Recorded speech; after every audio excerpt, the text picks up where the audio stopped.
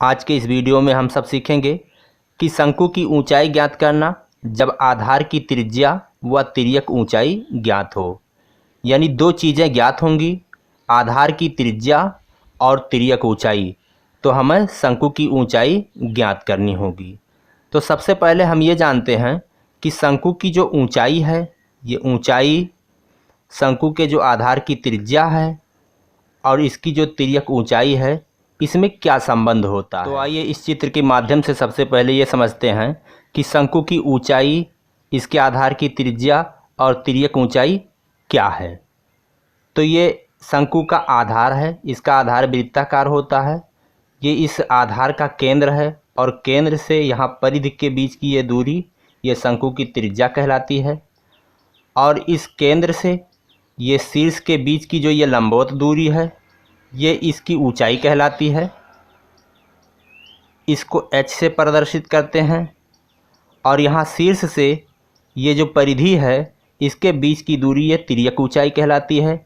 इसे यल से प्रदर्शित करते हैं। अब हम देखते हैं कि इनके बीच में क्या संबंध है।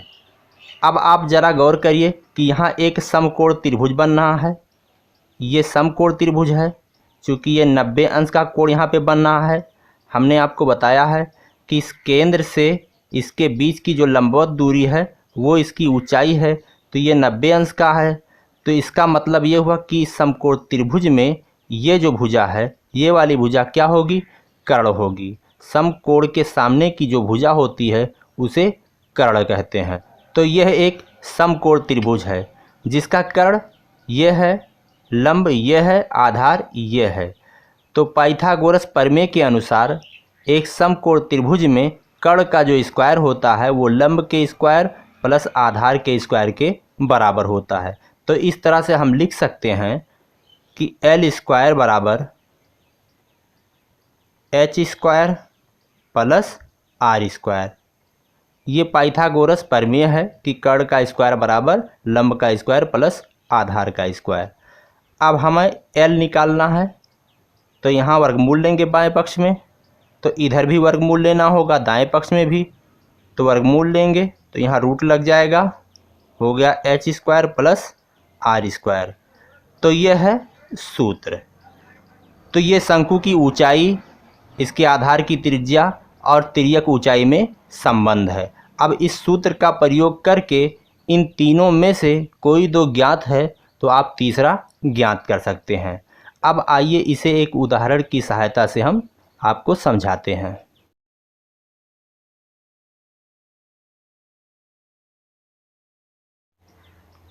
उदाहरण है कि एक शंकु के आधार की त्रिज्या 12 सेमी तथा तिरछी ऊंचाई 15 सेमी है।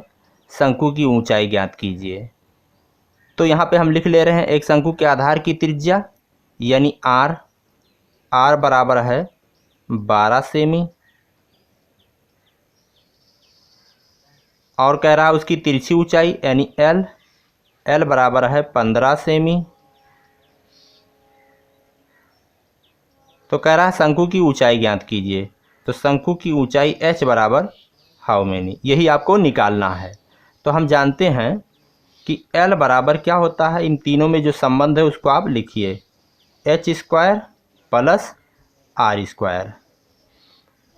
आप यहाँ पे मान रखेंगे L कितना है? 15 है, बराबर H आपको निकालना है तो एच स्क्वायर प्लस R कितना है? R है 12, तो 12 का स्क्वायर।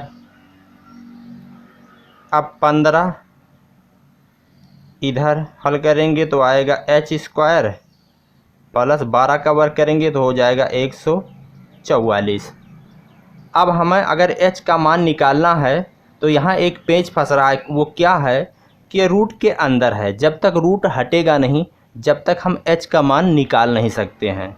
तो इसका एक तरीका है कि सबसे पहले आप इस रूट को हटाएंगे। तो रूट हटाने का क्या तरीका है कि आप इसका वर्ग कर दीजिए। आप जब वर्ग करेंगे तो रूट हट जाएगा। तो चलिए हम यहाँ पे करते हैं। 15 बराबर एच स्क्वायर प्लस 144, इसी को हमने यहाँ पे उतार दिया है। अब कैसे रूट हटेगा? दोनों पक्षों का आप वर्ग करेंगे। तो दोनों पक्षों का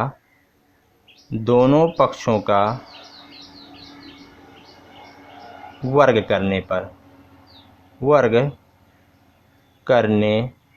पर तो चलिए वर्ग करेंगे तो 15 का भी वर्ग होगा और इधर जब वर्ग करेंगे तो रूट हट जाएगा तो यहाँ आएगा h² प्लस 144।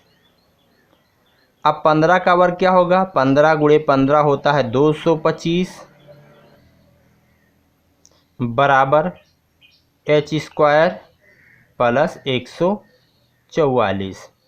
अब हमें h का मान निकालना है तो इसको इस पक्ष में लाएंगे तो 225, इसको इधर लाएंगे तो माइनस 144 हो जाएगा बराबर h²। तो 225 में से 144 घटाएंगे, 5 में से 4 गए 1, 2 में से 4 घटाएंगे नहीं जाएगा तो उधार लेंगे, हो गया 12, 12 में से 4 गए हो गया 8 और यहाँ 1 में से 1 गए 0 तो 81 आएगा बराबर h²। यानी 225 में से 144 घटाएंगे तो 81 आएगा। हम इसको इस तरह भी लिख सकते हैं या h² बराबर 81। भाई 81 बराबर h², तो हम इसको h² बराबर भी 81 लिख सकते हैं। अब देखिए हमें h का मान निकालना है लेकिन यहाँ स्क्वायर है तो हमें h का मान निकालना है तो क्या करना होगा, ये बाएं पक्ष का वर्गमूल लेना होगा और जब बाएं पक्ष का वर्गमूल लेंगे तो दाएं पक्ष का भी वर्गमूल लेना पड़ेगा। तो चलिए हम यहाँ पे आपको वर्गमूल लेकर के दिखा रहे हैं। ये h² का वर्गमूल लेंगे तो h आएगा और 81 का वर्गमूल लेंगे तो आएगा 9। तो h बराबर क्या आया 9 और ये सब सेंटीमीटर में था तो आएगा यहाँ भी सेंटीमीटर।